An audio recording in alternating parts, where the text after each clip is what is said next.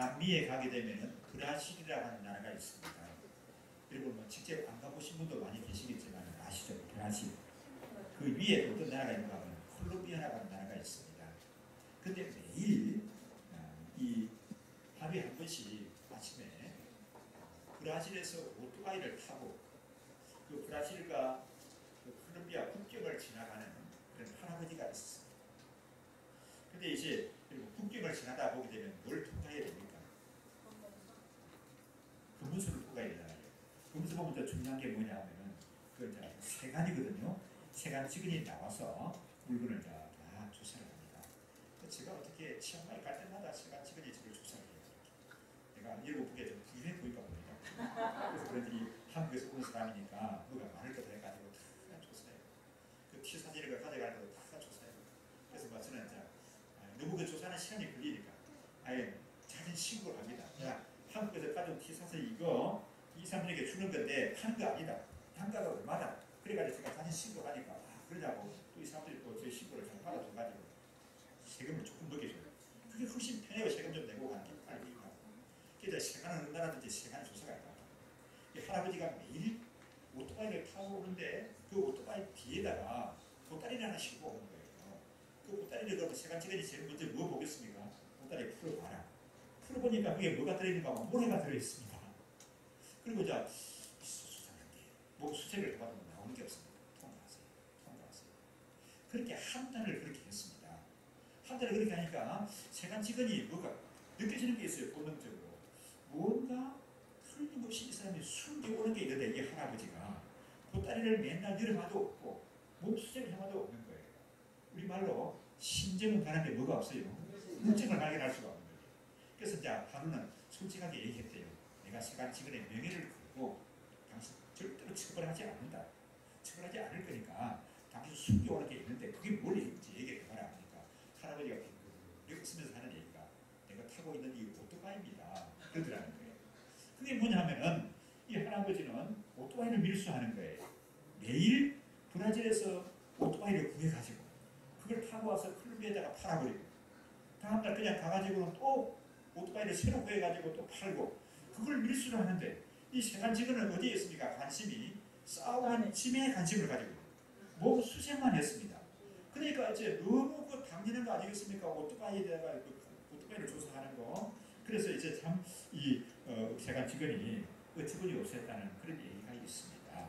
자, 이 얘기가 뭘 우리에게 가르쳐 주는가 하면 오늘날 우리가 믿음 생활을 하는 데 있어서 인생을 살아가는 데 있어서 정말 쉽고 중요한 것이 있는데 그걸 놓쳐버리고 엉뚱한 거 붙잡고 에너지를 쓰는 사람들이 있어요? 없어요? 너무 많아요. 믿음 생활을 하는 데 있어서도 보게 되면 중요한 본질이 있는데 그 본질을 놓쳐버리고 껍데기를 붙들고 마치 그것이 본질인 양 여기는 사람들이 있고 믿음 생활 잘하는 것 같이 그렇게 착각할 수가 있다는 겁니다. 오늘 본문의 말씀이 그런 점에 대해서 우리에게 잘 깨우쳐주고 있습니다. 자, 오늘 말씀으로 돌아가서 보게 되면 지난 시간은 우리 설립 감사주일이라서 데살로니가 교회 모범을 살펴봤고요. 그 전주에 사도 바울 일행이 순례하면서 복음을 전하다가 어디에 복음을 전했죠? 어느 도시? 아주 음란한 도시, 도덕적으로 타락한 도시로 유명한 게 어디였다고요? 고린도에서 복음을 전했지 않습니까? 고린도에서 복음을 전하고 우리 목사 PPT 한번 찍을 수 있나요? 자, 보십시오. 고린도에서 복음을 전하고 고린도에서 아래 가서 이제 갱그레아라는 도시를 그칩니다. 그래가지고 배를 타고 어디로 가게 되죠? 에베소. 보십시오. 화살표가 어디로 거짓나요? 에베소. 이제 저 바다가 이제 에게해지 않습니까? 에게를 걸어서 갑니다. 그리고 에베소에서 또 배를 타고 어디로 갑니까? 가이사라로 갑니다. 이 가이사라는 이스라엘 나라 땅입니다. 가이사라로 가서 거기서 이제 원래 선교 전초 기지 선교 본부가 있는 데가 어디죠? 안디옥이죠. 안디옥으로 가서 머물게 됩니다. 이 안디옥에 가서 머물다가 다시 이제 그동안 복음을 전했던 그런 도시들을 또 교회들을 살펴보면서 믿음을 굳게 세우려고 떠나게 됩니다. 그게 세 번째 전도 여행이에요. 그래서 안디옥에서 출발해가지고 지도상에는 잘 안 나왔는데 어딘가 하면은 갈라디아, 비시디아 안디옥 안에 갈라디아 지역에 가게 되고 또 거기서 부르기아 땅으로 다니면서 제자들을 각 교회들을 굳게 세우는 그런 일을 감당하고 있었습니다. 그 어간에 한 사나이가 등장해요. 복음의 역사에 그 사나이의 중심으로 오늘 말씀이 전개되어 나가고 있습니다. 이 사나이는 참 대단한 사람입니다. 그 이름이 뭐라고 나오고 있죠? 아볼로라고 하는 사람입니다. 알렉산드리아에서 태어난 유대인인데 이름이 아볼로라고 말하고 있습니다. 이 아볼로가 이 18장에 보게 되면은 에베소에서 사역을 했다고 말하고 있습니다. 그런데 또 19장에 가서 보면 에베소에서뿐만 아니라 에베소 다음 전에가 어디였다고요? 사도 바울이 고린도에서 갔다고 했죠. 이 고린도에 에베소가 이 아볼로가 머물면서 고린도 교회에 큰 영향을 미쳤습니다. 어느 정도 영향을 미치는가 하게 되면 고린도서를 보게 되면은 은사가 많이 나와요. 고린도 교회 사람들이 대단했습니다. 오늘날 한국 교회 성도들이 고린도 교회 성도들을 봤다고 하게 되면 기가 죽었을 거예요. 많은 성도들. 그리고 예언교 성도들은 기가 안 죽었을지 모르겠는데 기가 죽어요. 왜? 이 사람들은 병고치는 은사를 가진 사람도 많고 방언하는 사람도 많고 귀신을 쫓아내는 사람도 많고 거기다가 또 뭐 예언하는 사람도 있고 통역하는 사람도 있고 신령한 은사를 가진 사람들이 고린도 교회에 참 많았습니다. 그러면 그 사람들의 영적 수준이 높습니까? 낮습니까? 높다고 봐야 되잖아요. 근데 사도 바울께서 고린도 교회를 하면서 무섭게 책망을 합니다. 너희가 이런 은사를 가지고 있는데 너희가 어리다, 애들이다, 성숙한 사람이 아니다. 그렇게 야단을 치는 거예요. 왜 어리다고 했는가? 여러분, 아이들을 길러보게 되면 아이들의 특징이 뭐죠? 잘 놀다가도 서로 싸워요. 그렇죠? 싸워요. 형제 뭐 자매들 길러보게 되면 서로 싸웁니다. 그리고 언제 안 싸우죠? 자기 기분이 풀리지 안 싸웁니까? 또 싸워요. 언제 안 싸웁니까? 철이 들면 안 싸워요. 철이 들면. 철이 들어도 싸우는 사람은 언제 안 싸웁니까? 결혼하게 되면 좀 나아져. 결혼해도 싸우는 형제간에 싸우는 사람은 언제 안 싸우죠? 나이 좀 한갑 정도 지나고 할아버지 할머니가 되게 되면 형제가 정말 귀하다는 거 아닙니다. 자네 그렇습니까? 그렇죠. 자네 물론 안 싸우셨겠지만 할아버지 할머니가 되게 되면 형제 피부치가 얼마나 귀한지 몰라요. 왜 그렇습니까? 성숙하니까 아닙니다. 그럼 고린도 교회가 그렇게 신령한 은사를 많이 갖는데 왜 그렇게 싸워요? 영적으로 성숙한 게 아니라 어리다는 겁니다. 그런데 어떻게 대표적인 게 있었는가 하면은 이렇게 있는 겁니다. 야, 나는 누구에 속했는가 하면은 아볼로에게 속했어. 나는 아볼로에게 영향을 받고 세례받아. 나는 아볼로파야. 이렇게 주장하는 사람들이 있었고 또 어떤 사람들은 나는 사도 바울에게 세례를 받았어. 나는 바울이 제일 좋은 사역자라고 생각하니까 나는 바울파야. 누구에게 세례를 받았든지 간에 그건 이렇게 참 서로 화합하고 이렇게 살아야 되는데 믿음 생활해야 되는데 이 고린도 교회 안에 분쟁이 있는 거예요. 그래가지고 이렇게 크게 누구라고요? 아볼로파 또 바울파. 이 아볼로가 얼마나 큰 영향을 미친 사람입니까? 고린도 교회를 개척한 사람이 누구죠? 사람이라고 물어봤지 않습니까? 누구예요? 바울이죠. 바울이 개척을 했는데 이 아볼로가 이렇게 큰 영향을 미쳤다는 겁니다. 그래서 우리가 고린도전서를 가서 한번 찾아보시면요. 한번 보실까요? 고린도전서 3장 4절부터 6절까지 말씀입니다. 자, 우리 PPT 한번 보십시오. 읽어보실까요? 어떤 말하되 나는 바울에게 나오고 다른 말하다가 너희에게 나오면 너희가 사람이 아니요 그런데 바울은 무엇이며 바울은 무엇이며 저희는 주께서 아까 주신 대로 너희로 하여금 믿게 하는 사역자들이라. 나는 심고 바울은 물을 주었으니 우리는 사람에게 고린도 교회에 정말 큰 영향을 미쳤고 이분들이 믿고 신뢰할 분은 누굽니까? 고린도 교회에서 자라나게 하시는 하나님이잖아요. 바울이 아니고 아볼로가 아니고. 근데 이 사람들이 나는 바울에게 속했다, 아볼로에게 속했다고 다투고 있는 거예요. 근데 이 뭔 얘기인가 하면 아볼로가 이럴 정도로 고린도에 뭘 했다고요? 큰 영향을 미쳤다는 것입니다. 그러면 이 아볼로가 어떤 사람인가? 다시 이제 우리 본문으로 들어가서 보게 되면 24절 말씀을 함께 한번 읽어보십시다. 알렉산드리아에서 난 아볼로라는 유대인이 에베소에 이르니 이 사람은 한 번에 많고 성경에 능한 사람 그 이제 고린도에서 영향을 끼치기 전에 에베소에서도 크게 영향을 미친 사람입니다. 이 사람은 어디서 태어났어요? 알렉산드리아에서. 유대인이죠. 이 사람은 뭐가 많다고요? 학문이 많고 그 다음에 성경에 능한 사람이다. 그랬습니다. 학문이 많은 사람이다. 그랬습니다. 이 아볼로가 태어나고 성장한 도시가 어디라고요? 알렉산드리아. 이 알렉산드리아가 우리 지도상면에 표시가 안 돼 있는데 그 아래 바다 끝, 지중해 바다 남쪽에 보게 되면은 어떤 대륙이 있습니까? 아프리카 대륙이 있죠. 아프리카 대륙 그 북단에 알렉산드리아라고 하는 항구 도시가 있습니다. 이게 이집트 문화가 가장 번성한 도시가 이 알렉산드리아입니다. 이게 이제 그런 말이 있었다는 거죠.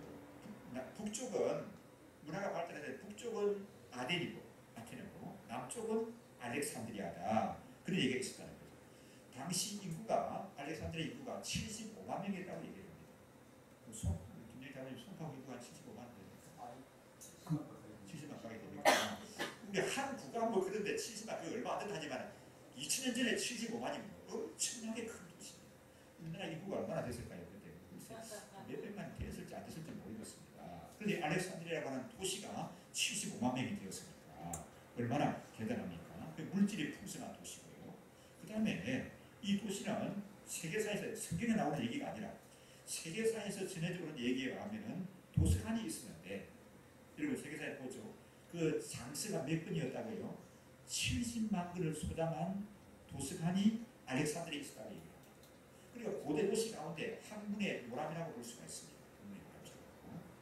거기다가 또 어떤 일이 있었나 하면은 성경이 구약 성경이 뭐라고 기록이 됐습니까? 히브리어로 기록이 됐죠. 이것이 헬라어로 번역이 되는데 제일 먼저 번역된 장소가 어딘가 하면은 알렉산드리아입니다.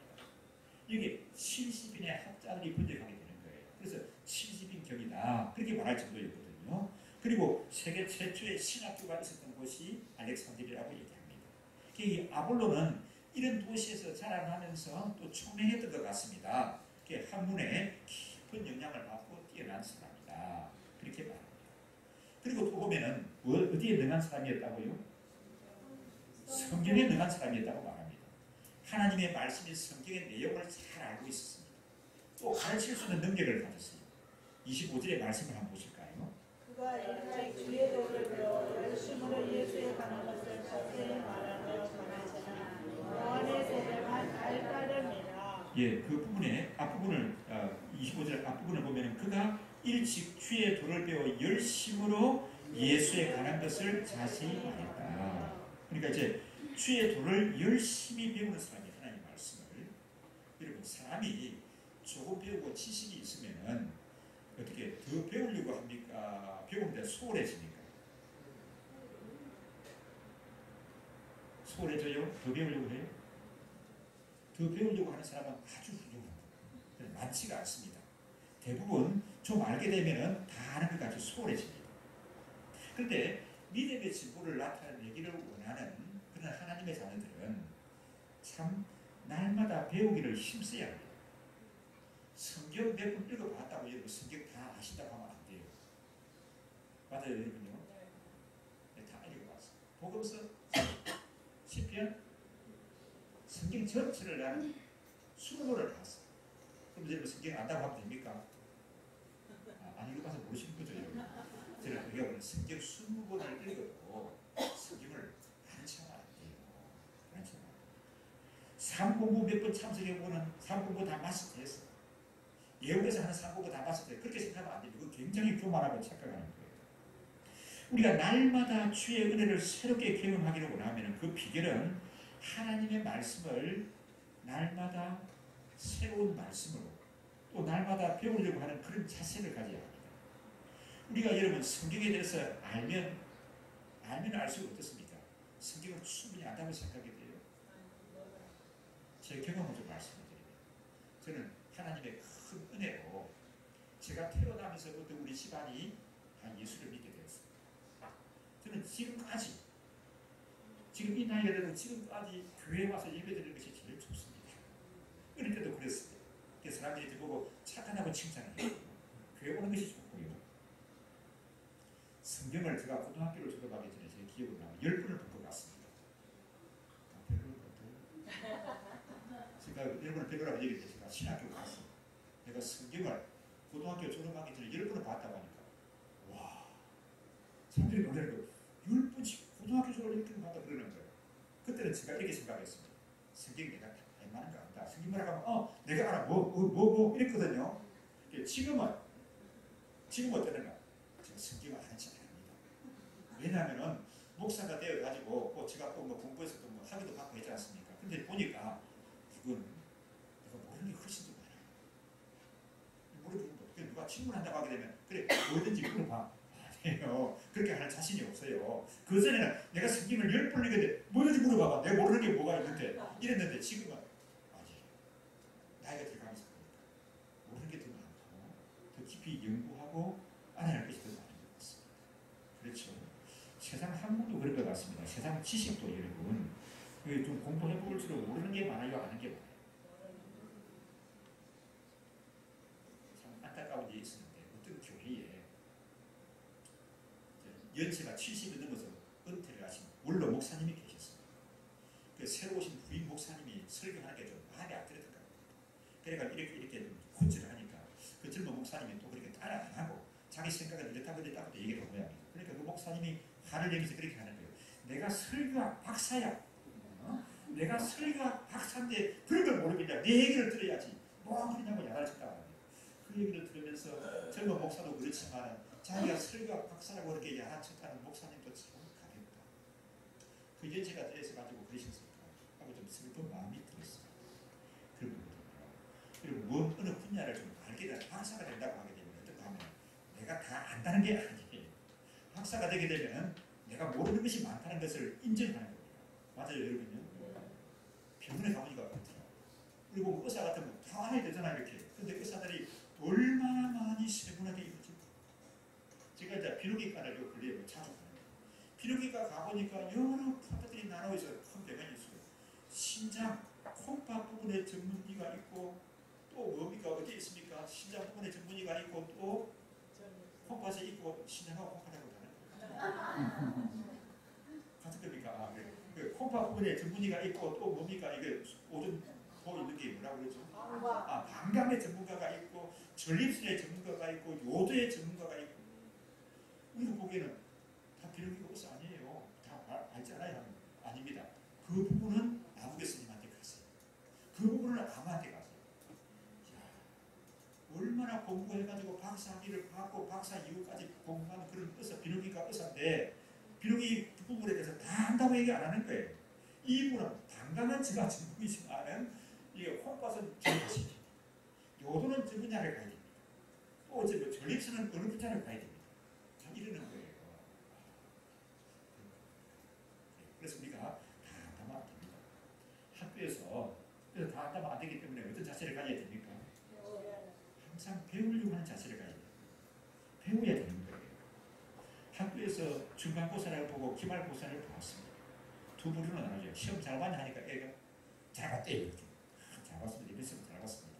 그런 아이가 있고, 또 어떤 아이는 뭐라고 하는가 하면은 아니래요. 잘 보고 같이 가요. 이렇게. 근데 나중에 성적표를 보게 되면 누가 성적이 좋을까요?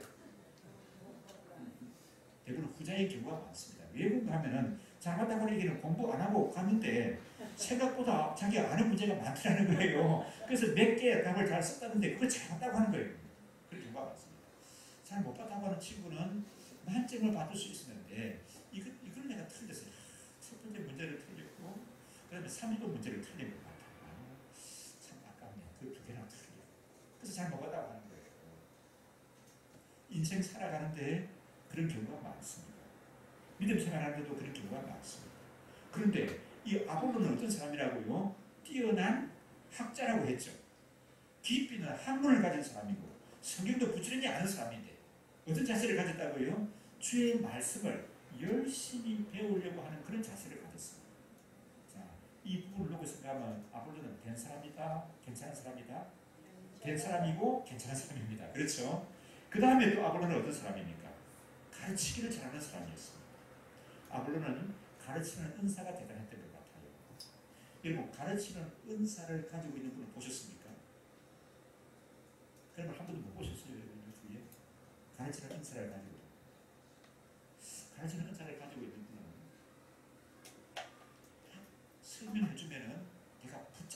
마치 명쾌해요. 이렇게. 그래서 저는 주위에 그런 분들을 많이 봅니다. 그래서 예부터 하는 얘기가 대로 배워서 뭘로 가르친다고요? 말로 가르친대요. 대로 배워가지고 말로 가르친다. 한 가지 배웠는데 이 사람은 10가지를 가르치는 사람이에요. 그런데 가르치는 은사가 없는 사람은 없었습니다. 이거는 말로 배워가지고 대로도 못 가르치고 10가지를 배웠는데 한 가지를 전달할 겁니다. 설명하는 게 너무 복잡해요. 그만 가서 설명 안 듣는 게 내가 좀 그래야되면 그들은 감은 잡아서 더 분명히 좀 알고 싶어서 설명해 달라고 하니까 이 장황하게 설명하는데 더 복잡해져가지고 헷갈려버려요. 이렇게 은사가 없는 사람은 그렇습니다. 근데 아볼로는 어떻다고요? 학문의 깊이도 있고 성경에 해박한 지식도 가지고 있고 가르치는 은사도 가지고 있고 그리고 또 스스로 뭘 원한다고요? 배우기를 원하는 그런 사람이었다는 겁니다. 자, 이만하면은 훌륭한 사역자의 직분자라고 할 수 있지 않습니까, 여러분요? 그렇죠? 그런데 오늘 말씀에 보면은 아볼로가 사역자로 쓰임받기에 충분했다 그렇게 말합니까? 이런 아볼로 이렇게 우리가 보기에는 충분하고 본받고 싶고 좋은 은사를 많이 갖추고 있는 이런 아볼로인데 이 아볼로에게 한 가지 부족한 것이 있다고 말하고 있습니다. 만약에 여러분 아볼로가 가진 모든 장점 이걸 여러분 가지기를 원하십니까? 아니면 아볼로가 가지지 못한 한 가지 아쉬움 아볼로가 가져야 했던 그 단점 하나를 여러분이 가지시기를 원합니까? 하면 여러분 어느 걸 택해야 되죠? 후자를 택해야 되는 거예요. 왜 그런가 하면 이 후자가 너무 중요하기 때문에 그렇습니다. 아볼로가 지금 가지고 있는 모든 장점보다도 아볼로에게 아쉬운 이 한 가지 점이 더 중요한 것이기 때문에 그런 거예요. 그것이 뭐죠, 여러분요? 25절 말씀을 다시 한번 보시면 함께 우리 읽겠습니다. 그가 여지 주의 도를 배워 열심으로 예수에 관한 것을 자세히 말하며 가르치나 영원의 세만 날 따르니라. 지식이 있고 학문의 깊이가 있고 좋은 인격을 가지고 있는데 그런데 아쉬운 것이 뭐라고요? 뭐가 없다고요? 뭘만 알고 있다고요? 요한의 세례만 알고 있다는 겁니다. 그러면 이 아볼로가 요한의 세례만 알고 있다 하게 되면 뭘 모른다는 얘기예요? 성령 세례를 알지 못한다. 성령 세례는 어떤 사람에게 주어지는 거죠? 여러분 성령 세례 받았습니까? 성령 세례는 어떤 사람에게 주어지는 겁니까? 예수님을 구세주로 영접하는 사람들이에요. 예수님을 구세주로 영접하는 사람에게 주어지는 건데 이 아볼로는 요한의 세례만 알고 있고 성령 세례를 알지 못했다는 거예요. 이 아볼로는 세례 요한의 영향을 받은 그런 제자라고 생각이 돼요. 세례 요한의 역할이 뭐죠? 예수님이 오시는 길을 예비하는 분입니다. 그런데 세례 요한도 대단한 사람입니다. 그래서 예수님이 그렇게 말씀하죠. 여자가 낳은 자 중에 누구보다 큰 사람이 없다? 세례 요한보다 큰 사람이 없다고 말할 정도로 세례 요한은 대단한 사람입니다. 그런데 세례 요한은 주인공이 아니에요. 세례 요한은 훌륭하고 대단하지만 주인공이 아닙니다. 주인공이 아닌데 자기가 주인공 노릇 해버리게 되면 어떻게 되죠? 그 작품은 엉망이 됩니다. 맞습니까?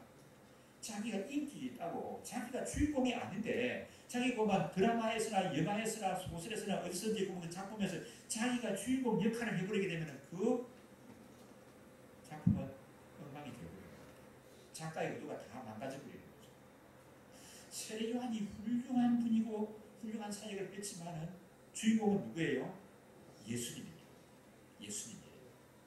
자, 그래서 이 세례 요한은 어떤 역할을 하는 것인가 하면은 이 땅에 오신 예수님, 그 예수님이 구원자라는 사실을 알려주는 그런 역할을 하는 사람입니다. 그래서 세례 요한이 예수님을 보고는 보라, 온 세상 죄를 지고 가는 하나님의 어린 양이다. 세례 요한을 선지자라고 대단한 선지자라고 따라다니는 제자들이 많이 있었거든요. 그 제자들이 우르르 간 예수님을 쫓아다니는 겁니다. 그러니까 그 세례 중에 한 친구가 열불이 났습니다. 아니 사람이 의리가 있어야지 우리 선생님이 최고라고 따라다니는 친구가 나사렛 예수를 보더니만 우르르 쫓아가 속도 없는 것들 배알도 없어 이런 식으로 말했겠죠. 그러니까 세례 요한이 그래 네가 내 속을 알아주는구나 그랬습니까 여러분요? 세례요한이 그때 유명한 말을 합니다. 뭐라고 얘기를 합니까? 아니다. 나는 쇠퇴해야 되고 누가 흥해야 된다? 나사렛 예수님이 흥해야 된다. 나는 예수님이 오래 있어서 길잡이 역할을 하는 걸로 내 소명을 다하는 거다. 그렇게 생각할 정도로 훌륭한 사람이었습니다. 그래서 이 세례 요한은 참 훌륭한데 예수님이 이 땅에 인간의 몸을 입고 오셔서 가르치시고 만왕의 왕이신 예수님이 이 땅에 오셔서 가르치시고 고난받고 어려움 당하고 섬기는 그 과정을 봤습니다. 그런데 예수님이 우리 죄를 위해서 십자가에 죽으시고 부활하시고 성천하시고 성령께서 임하시는 그 감격은 세례요한이 봤습니까? 못 봤습니까? 안 봤습니다. 왜? 예수님이 이 땅에 오셔서 참 가르치시고 섬기는 모습을 보다가 그는 순종하고 말합니다.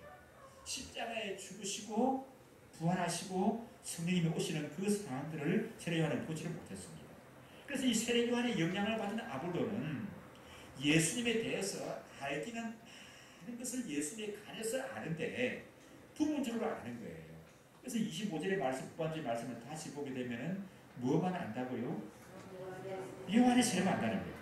예수에 관한 것을 자세히 말하여 가르치기는 하는데 그런데 아쉬운 것이 뭐만 안다고요? 요한의 세례만 안다. 무슨 세례를 알지 못해요? 성령 세례를 알지 못합니다.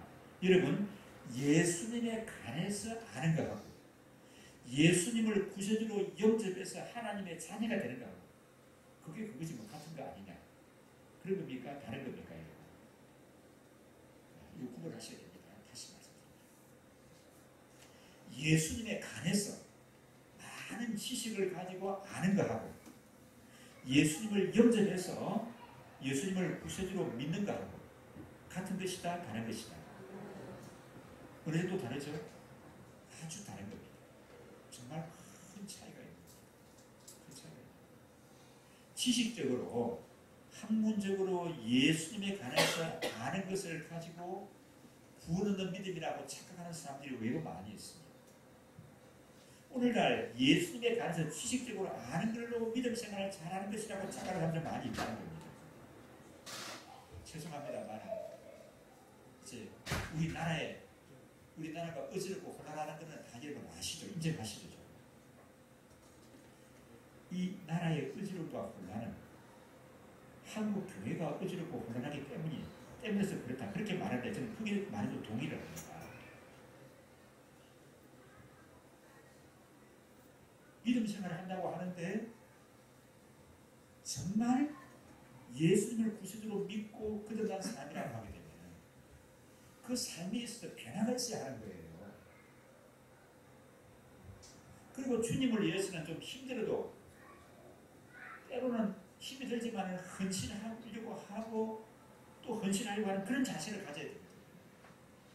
오늘날 죄송합니다만 한국의 대형교들이 많이 있는데 거기에 나가는 많은 사람들을 보게 되면은 믿음 생활을 취미 생활하는 사람들이 많이 있습니다. 예수 그리스도에 관해서 아는 거예요.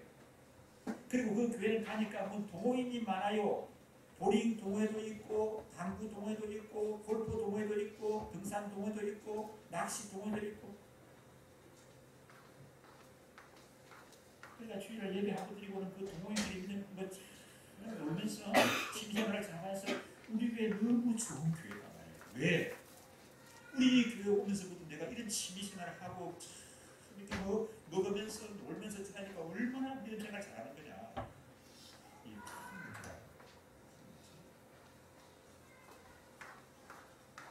제가 아는 분이 한번 다락시장에 계신 분이 계시는데 그는 등산을 한다고 좋아한다. 주일날 예배드리게 되면 등산 모임이 있대. 뭐 북한산, 금단산 뭐 이렇게 사람들을 전복을 하는데 너무 좋다. 그 사람이 속으로 생각합니다. 이건 아닌데. 믿음 생활 잘하는 것이 예배 한 번 드리고 예를 들고 그 등산하는 걸로 시간 다 투일을 보낸다고 하게 되면 그 믿음 생활 잘하는 거예요. 뭐 이게 큰 교회들 가게 되면은 뭐 그 동호인들이 참 많아요. 그래가지고 뭐 그나 군사다 말이야, 나 장로다 말이야 이러면서 뭐 누리는 뭐 재미나는 것들이 많이 있어요. 이렇게. 그러면서 여러분 믿음 생활 잘하는 걸 생각한다고 하게 되면 이건 참 안타까운 거 아니겠습니까? 이게 한국교회 현주소라고 하게 되면 너무 안타까운 거예요. 예수님에 관해서 아는 것, 지식적으로 아는 것, 이거는 심지어 여러분 누구도 이런 믿음을 가지고 있다고요? 야고보서에 보게 되면 뭐라고 말합니까? 내가 하나님은 한 분이신 줄 믿느냐? 잘하는도다. 하나님이 한 분이라고 믿는 것은 누구도 믿는다고요? 귀신들도 믿고 두려워서 떠느니라. 귀신들도 하나님에 관해서는, 예수님에 관해서는 알고 있습니다. 맞습니까 여러분? 근데 우리가 사도행전을 살펴볼 때 사도 바울이 오늘 말이 나타나지 않습니다. 도시에 나타나니까 사람들이 알지를 못합니다. 그런데 이 귀신 들린 사람이 나타나서 이 사람은 거룩하신 존귀하신 하나님의 말씀을 전하는 사람이다. 너희는 이 말씀을 들어야 된다. 다른 사람은 알지 못하는데 그 사람 막 외치고 다녀요. 그 사람 속에 누가 있는 거예요? 귀신이 있는 거예요. 귀신도 하나님은 한 분이시라는 것을 알아요. 귀신도 예수님이 어떤 분이라는 것을 안다는 거예요. 지난번에 한 말씀 드렸습니다만 어느 저 우리 산에 가게 되면 절이 있는데 그 절 부지가 몇 평이나 된다고요? 제가 와서 1000만 평이 넘는데 그 부지를 가진 그 스님들도 예수 그리스도에 대해서는 알아요. 왜? 요즘 스님들도 성경을 많이 공부를 해요. 공부를. 스님들이 성경을 공부한다고? 그러면 나는 뭐냐? 내가 가만히 있어도 안 되겠다. 그런 분반을 가지시기 아주 좋아요. 스님들도 성경에 대해서 많이 공부해서 예수님에 대해서는 알고 있어요. 예수님에 관해서 알고 있는 거하고 성경에 대해서 알고 있는 거하고 예수님을 구세주로 믿는 거하고는 굉장한 차이가 있습니다. 어떤 차이가 하면 예수님을 구세주로 믿고 영접하는 사람은 천국 가는 거예요. 하나님의 자녀가 되는 겁니다. 근데 예수님에 대해서 아는 지식만 가지고는 구원에 이를 수가 없는 거예요.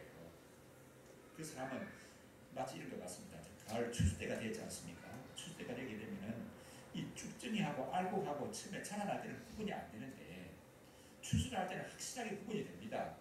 알곡은 어디로 들어가는 거죠? 창고로 들어가고 꽃가루로 들어가는 거예요. 쭉정이는 어떻게 되죠? 나중에 알곡이 채하고 살았지만은 나중에 추수할 때 되면 다 그냥 바람에 날아가요. 불태워지든지 날아가게 되는 겁니다. 그래서 예수님에 관해서 아는 지식적인 믿음을 가지고 살아가는 사람은 축전이에요. 알고긴 채하지만 축전입니다. 그래서 예수님을 온전히 아는 믿음이라고 하는 것은 구원에 이르는 믿음이에요. 예수님을 온전히 아는 믿음은 예수님을 구세주로 믿고 영접하는 믿음이 들고 있습니다.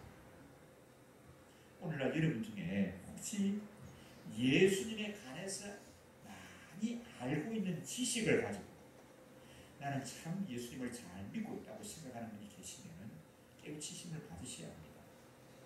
사람이 참 좋아요. 사람이 참 좋은 사람이 있죠, 여러분요. 사람이 좋아요. 또 성실합니다. 마음씨도 좋아요. 봉사도 잘합니다. 어릴 적부터 조상들부터 교회를 다녔습니다. 그럼 이런 좋은 사람 아닙니까? 모든 것을 다 갖춘 것 같습니다. 그런데 여러분 이것만 가지고 구원에 이를 수가 있을까요? 사람 좋아요. 어릴 때부터 교회 다녔습니다. 마음씨 좋아요. 봉사도 잘합니다. 이거 가지고 이 자체를 가지고 구원을 얻을 수 있는 게 아니에요. 그럼 뭡니까 여러분?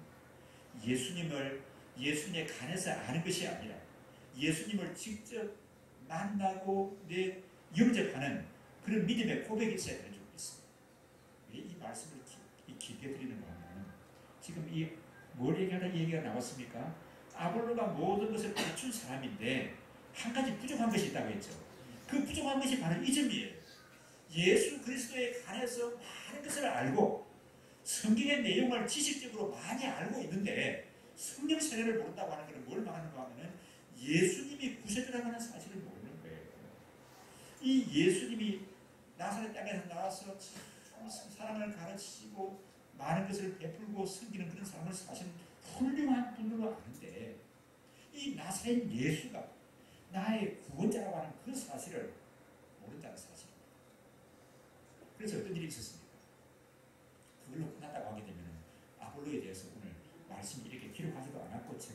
또 길게 말씀드리지도 않은 것입니다. 어떤 일이 일어나죠? 26절을 보게 되면 누구를 만나게 됩니까? 함께 있습니다.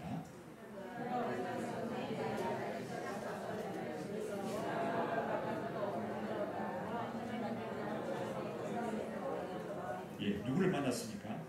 브리스길라 아굴라. 이 브리스길라 아굴라 대단합니다. 그런데 보면 아볼로도 대단한 게 이 브리스길라 아굴라 부부가 예수 그리스도 십자가의 도를 전하니까 아볼로가 마음을 열고 받았다고요? 안 받았다고요? 아볼로가 이렇게 생각할 수도 있죠. 야, 네 뭐하는 사람이냐? 그래서 천막 만들잖아. 천막 만드는 것들이 가나 뭐라고? 나는 알렉산드리아에서 나와서 자란 대학자야. 알면 너희들이 뭘 얼마나 알아? 이렇게 할 수가 있는데 아볼로가 그러지 않았어요. 사회적인 신분으로 보게 되면은 아볼로는 대단한 학자고 브리스길라와 아굴라는 이게 난민이에요. 난민 생활을 하면서 뭘 하는가 하게 되면은 천막 만드는 그런 일을 하는 사람이에요. 그런데 그 마음을 열고 그들의 가르침을 받아들인 거예요. 그래서 어떻게 됩니까? 27절 한번 읽어보실까요?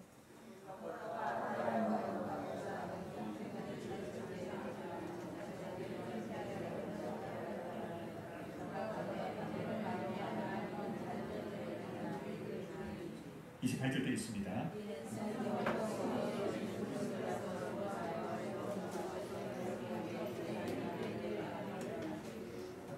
그 보니까 여러분 아볼로가 이전에는 많은 지식을 전했는데 27절에 보니까 어떻게 한다고요? 뭐로 말미암아 많은 사람에게 유익을 준다고요? 뭘로 말미암아 27절? 은혜로 말미암아. 은혜로 말미암아 믿는 자들에게 많은 유익을 줍니다. 그것은 아볼로를 가르침을 받고 사람들이 참 박식하다. 어떻게 쏙쏙 들어오게 이렇게 잘 가르칠까? 지식을 전달받고 학문을 전달받는 그런 수준이었는데 브리스길라와 아굴라 부부를 만난 이후에 아굴라 이 가르침은 뭡니까? 뭘 전한다고요? 주의 은혜를 전하는 사람이에요. 지식을 전하는 사람이 아니라 주의 은혜를 전하는 사람이 되었다는 거예요. 그 아굴라를 통해서 주의 은혜가 전해졌다는 것입니다. 십자가 은혜가 전해졌다는 거예요. 예수는 나사렛 예수는 누구라고요? 그리스도 우리 구원자 이 사실이 전해졌다는 것입니다. 여러분 이 부분이 참 중요한 것인 줄 믿습니다. 오늘 이 아침에 이 예수님에 대해서 여태까지 지식적으로 알아보면서 나는 믿음 생활 잘하는 사람이라고 혹시 생각하는 분이 계시다고 하게 됩니다. 이 시간 이 예수님은 아굴라가 누구를 만났어요? 브리스길라와 아굴라 부부를 만나서 예수님을 영접하고 주의 은혜를 전하는 사람이 된 것 같이 오늘 이 시간 여러분들이 예수님을 나의 구세주로 주님으로 영접하고 변화되는 그래서 예수님에 관해서 아는 걸로 만족하고 아는 걸로 전하는 걸로 만족하는 사람이 아니라 예수 그리스도를 위해서 헌신하고 주의 은혜를 경험하고 예수 이름의 능력을 나타내면서 살아가는 그런 사람들이 되시기를 주의 이름으로 축원합니다. 예수님은 누구신가요? 예수님은 참 하나님이십니다.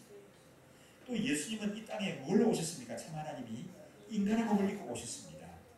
그러면 참 하나님이시면서 인간이신 예수님이신데 이 예수님이 나를 위해서 뭘 하셨어요? 나와 무슨 상관이 있는 분입니까?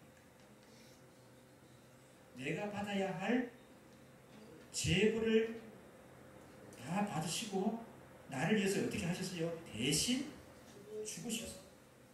여러분 대신 죽으셨다는 게 고마운 겁니까? 간혹 식당에 가서 이제 맛있게 밥을 먹는데 나올 때 이제 카운터에서 뭘 해야 되죠? 계산을 해야 됩니다. 근데 그 보니다가 목사님 다 계산이 되었습니다. 뭐요? 여기 손님들 몇 명 모시고 왔는데 뭘 누가 계산했단 말이에요? 조금 전에 나가시는 그분이 계산했습니다. 그랬단 말입니까? 고마워요 여러분요. 그런 일이 한 번도 없었어요? 고맙죠. 계산해줘도 고맙다는 거예요. 그 식사를 한 끼 대신 비용을 내준 것도 고마운데 예수님은 나를 위해서 뭘 하셨다고요? 예수님은 생명을 내어 오셨어요. 생명을 내어서 내가 어떻게 되었습니까? 내가 살았어요. 내가 죽어야 되는데 내가 죽는 것이 아니라 예수님이 대신 십자가에 죽으셔서 내가 살아나게 되었습니다. 그래서 예수님은 나를 살리시기 위해서 십자가에 죽으셨거든요. 그 자체만 해도 고마운 건데 예수님은 그것을 그치신 것이 아니라 죽음의 권세를 증거하고 부활하셨습니다. 그 예수님은 하나님 나라에 가셨습니다. 그래서 하나님 보좌 우편에 계십니다. 그리고 그 예수님은 우리의 온전한 구원을 이루기 위해서 이 땅에 다시 오실 것입니다. 이 예수님을 여러분 믿는 거예요. 이 예수님을 내가 영접하는 겁니다. 믿는 거라는 게 좀 막연할 수 있는지 모르겠는데 이 예수님을 내가 영접하는 거예요. 영접한다는 게 어떤 거죠?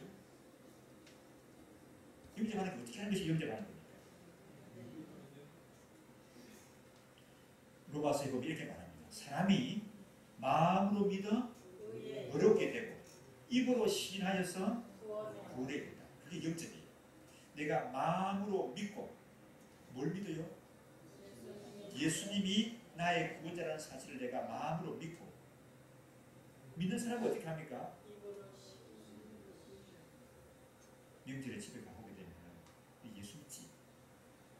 예수 얘기들은 뭐 그러더라. 이런 소리 듣기 싫은 거예요. 그리고 기도하는 것도 밥을 먹을 때 그냥 기도하게 되면 또 예수 얘기 뭐라고 또 시비 걸까 봐서 그냥 모르는 채 눈 뜨고 기도하고 그럴 수 있죠. 그런데 입으로 시인한다는 그런 게 아니에요. 내가 마음으로 나는 죄인인데 예수님이 내 죄를 대신해서 십자가에서 죽으셨습니다. 그리고 부활하신 나의 구세주이십니다. 이 사실을 내가 믿는 것뿐만 아니라 입으로 여러 사람 앞에서 고백할 수가 있는 거예요. 고백하는 거예요. 이것이 뭐라고요? 예수님을 영접하는 겁니다. 영접하는 겁니다. 이 영접하게 되게 되면은 하나님의 자녀가 되고 하나님 자녀의 아름다운 은혜를 누리시게 되는 줄 믿습니다. 아까 이제 아볼로가 브리스길라와 아굴라 부부를 만나기 전에는 지식을 전하는 학문적으로 잘 가르치는 그런 선생님이었습니다. 근데 그 브리스길라와 아굴라 부부를 만난 다음에는 사람들에게 뭘 나타냈다고요? 주의 은혜를 나타냈다고 했지 않습니까? 이렇게 변하는 거예요. 그렇게까지 믿음 생활하는 것이 그 주일날 예배 한번 드리고 착하게 살아가는 그런 길로 여기서 그것은 아니고요. 예수님을 어떻게 된다고요? 영접해야 됩니다. 그래야 구원에 이르게 되는 거예요. 그래야 하나님의 은혜가 그 삶 속에서 생활 속에서 누려지게 되어지는 줄 믿습니다. 우리 대부분의 성도들이 다 이런 예수님을 영접한 하나님의 자녀인 줄 믿습니다. 이미 예수님을 영접한 하나님의 자녀들은 자기 믿음을 다시 한번 점검하고 확인하는 기회로 삼으시고 혹시라도 또 예수님을 아직 영접하지 않은 그런 분이 계실지도 모르겠습니다. 제가 기도를 하겠는데 같이 한번 우리 기도하면 좋겠습니다. 함께 기도하겠습니다.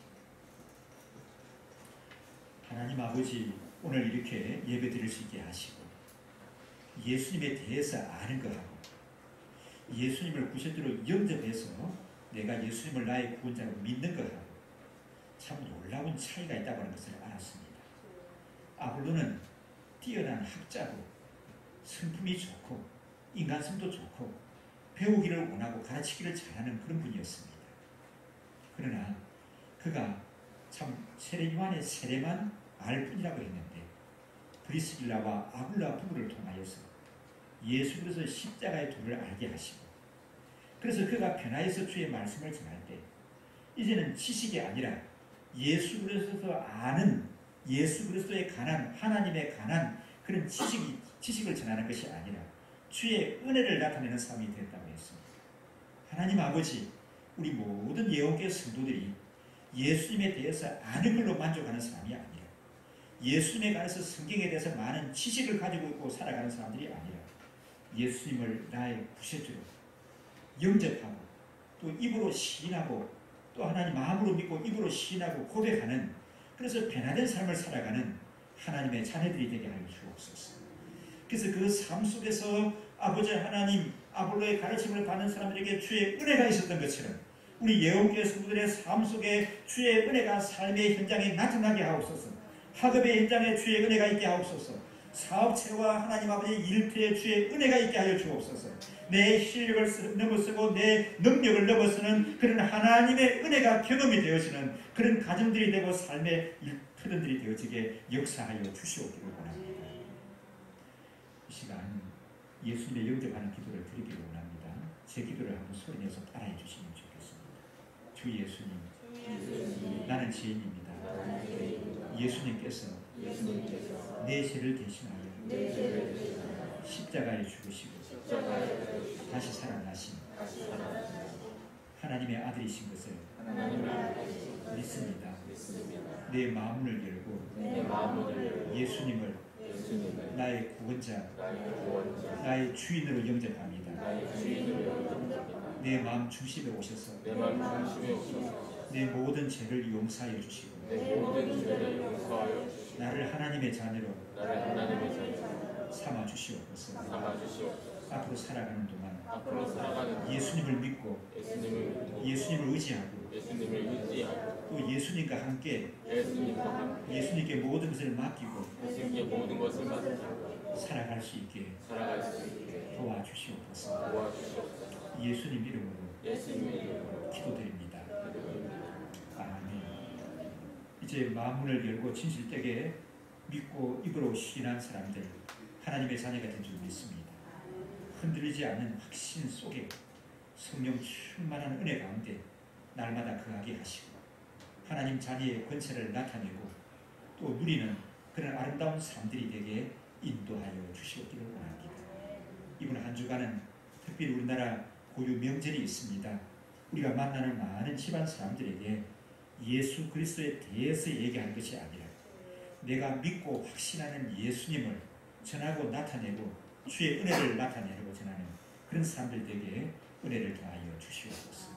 하나님 아버지, 예수님이 나의 구세주가 되셔서 감사합니다. 이 예수님을 나의 구세주로 믿고 확신하게 하시니 감사합니다.